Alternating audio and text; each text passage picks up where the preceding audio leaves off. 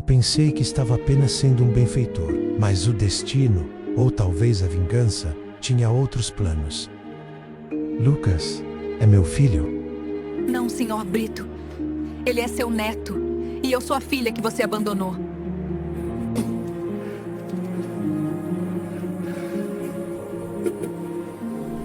Eu fiz de tudo para manter esse segredo enterrado. Eu te protegi. Eu destruí a vida da sua mãe para que você nunca soubesse. A mansão dos Brito era um labirinto de mármore e silêncio. Um lugar onde a riqueza era tão densa que parecia sufocar qualquer emoção genuína e onde cada objeto de arte valia mais do que a vida de um homem. O ar ali era pesado, filtrado por sistemas de ventilação de última geração, mas ainda assim carregado de uma frieza que penetrava até os ossos. No centro desse labirinto estava Elias Brito, o magnata, um homem cuja fortuna era medida em bilhões, mas cuja alma parecia valer muito pouco, perdida em uma rotina de reuniões e decisões impessoais. Os corredores refletiam sua solidão, e até os relógios pareciam andar devagar demais. Nenhum riso ecoava nas paredes, apenas o som dos passos ritmados dos empregados. Elias era um rei em um castelo de gelo, cercado de tudo, mas privado de calor humano. Às vezes, ao olhar pela janela, ele se perguntava quando sua vida havia deixado de ser vivida e se tornado apenas administrada. E nas bordas invisível estava Sofia, a empregada. Ela era a sombra que limpava os excessos, que recolhia os pratos de porcelana e limpava o chão que Elias e sua esposa, a fria e calculista Verônica, pisavam. Sofia trabalhava em silêncio, com a cabeça baixa, mas seus olhos, sempre atentos, registravam cada detalhe, cada olhar de desprezo de Verônica, cada suspiro solitário de Elias. Ela carregava o peso de uma vida de sacrifícios, e a única coisa que a mantinha em pé era a lembrança de um pequeno sorriso que ela precisava proteger. Suas mãos, calejadas e discretas, escondiam histórias de luta e resistência. Cada canto limpo era uma oração silenciosa por dias melhores. O som da vassoura no mármore era o compasso de sua resignação. E mesmo invisível, Sofia enxergava o que ninguém mais via, o vazio que corroía aquela casa. A tensão na casa era palpável. Elias e Verônica viviam um casamento de fachada, uma aliança de negócios cimentada em contratos pré-nupciais e interesses mútuos, unidos apenas pelo império que haviam construído. Verônica, obcecada pela imagem, controlava cada aspecto da vida de Elias, incluindo sua dieta, proibindo-o de comer doces, sob a ameaça de um ataque cardíaco que ela secretamente desejava. O magnata, preso em uma gaiola de ouro, sentia-se cada dia mais sufocado pela tirania silenciosa de sua esposa. O toque dela era raro, calculado, como quem toca um investimento. As conversas se limitavam a números e aparências. O amor, que um dia talvez tenha existido, havia sido enterrado sob camadas de desprezo e rotina. E nas poucas vezes em que Elias se olhava no espelho, via apenas um estranho de terno, sem alma e sem lembranças. Certa noite, Elias desceu à cozinha, atraído por um cheiro doce e proibido que lhe remetia à infância. Um aroma de baunilha e chocolate que ele não sentia há décadas. Ele flagrou Sofia comendo escondida, à luz fraca da geladeira aberta. Ela estava devorando um pedaço de bolo de chocolate, com uma expressão de puro êxtase, um momento raro de felicidade roubada em meio à sua rotina exaustiva. A cena, para Elias, era um flagrante de traição, uma quebra da ordem perfeita da mansão. Por um instante, o magnata não viu uma empregada. Viu uma mulher viva, humana, vibrante. O contraste entre ela e o gelo da casa o perturbou. Ele sentiu uma raiva que não era apenas pela comida, mas por algo que ele não compreendia. Aquele pedaço de bolo era mais que açúcar, era liberdade. O que você pensa que está fazendo, sua ladra? A voz de Elias ecoou na cozinha, carregada de frustração e raiva reprimida. O som era alto demais para o silêncio da noite e parecia rasgar o tecido da discrição que Sofia tanto prezava. As panelas vibraram com o grito e o eco parecia nunca terminar. Sofia deixou o garfo cair, o barulho metálico cortando o ar como um julgamento. Elias se aproximou, o rosto tenso e os olhos duros, mas algo neles vacilava. Era a primeira vez em anos que alguém o fazia sentir algo verdadeiro, mesmo que fosse raiva. Sofia congelou, o pedaço de bolo na mão.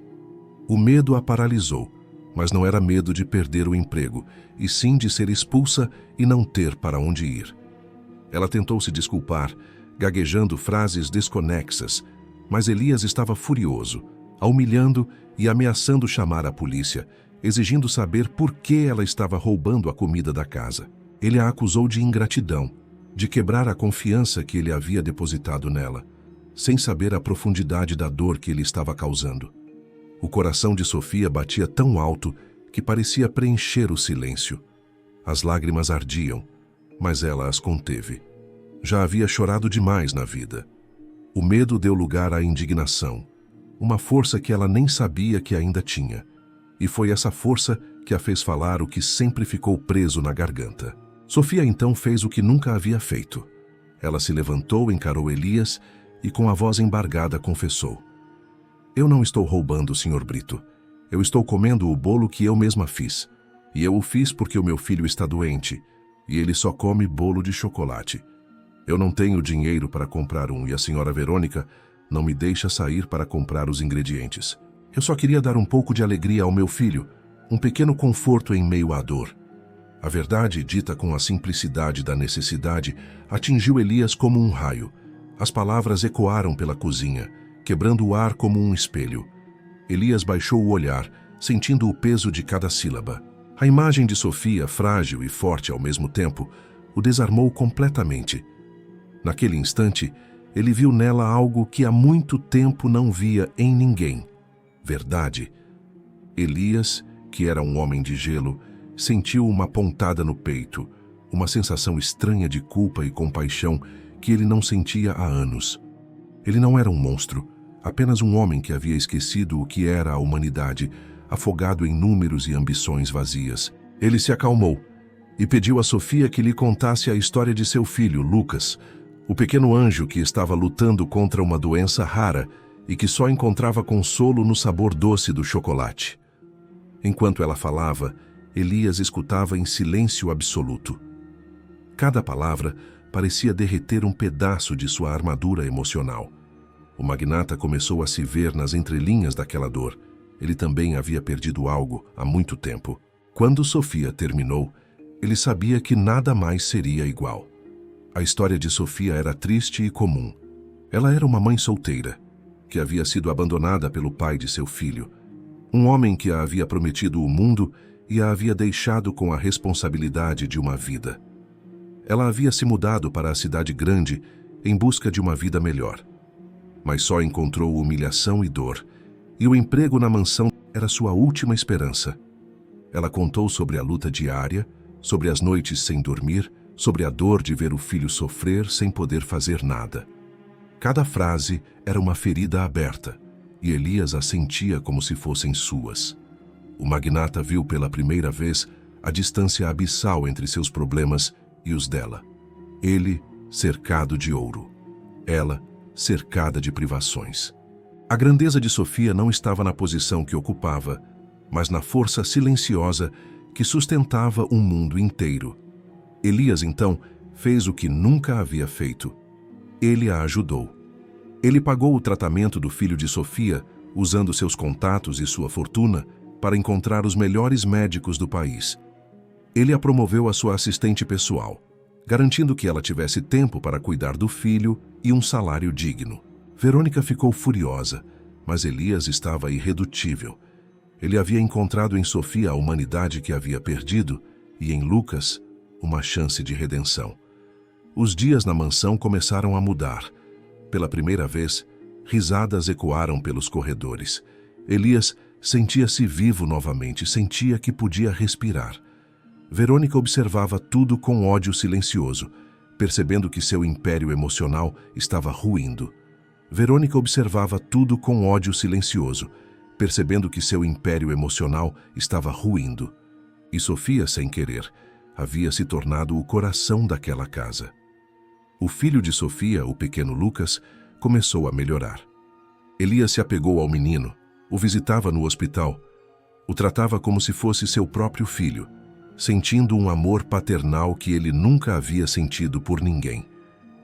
Um dia, Lucas perguntou a Elias por que ele era tão parecido com ele, por que seus olhos eram da mesma cor. Elias riu, mas a pergunta o incomodou, despertando uma curiosidade que ele não podia ignorar. Ele fez um teste de DNA em segredo, apenas para satisfazer uma dúvida tola. Durante a espera pelo resultado, Elias foi tomado por uma ansiedade que desconhecia.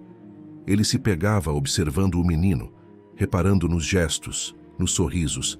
Algo dentro dele dizia que aquele laço era mais profundo do que o acaso. E quando o envelope chegou, ele soube, antes mesmo de abrir, que sua vida mudaria para sempre. Se essa história está te deixando emocionado, então você está no lugar certo. Não se esqueça de se inscrever, porque aqui, toda semana, temos novas histórias de vivências contadas. O resultado foi chocante. Elias não era apenas o benfeitor de Lucas.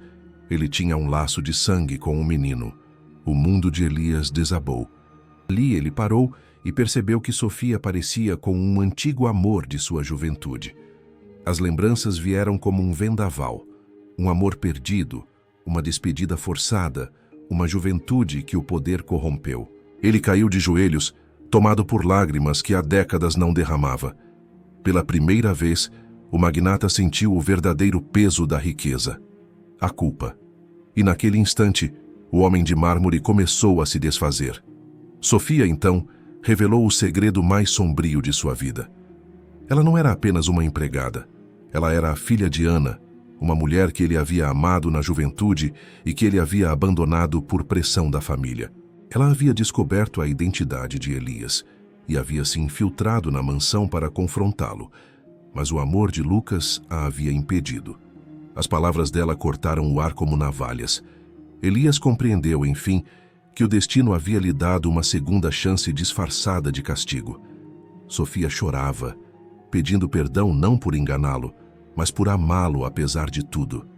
E naquele momento, as máscaras caíram. Restaram apenas duas almas nuas, feridas, mas dispostas a recomeçar.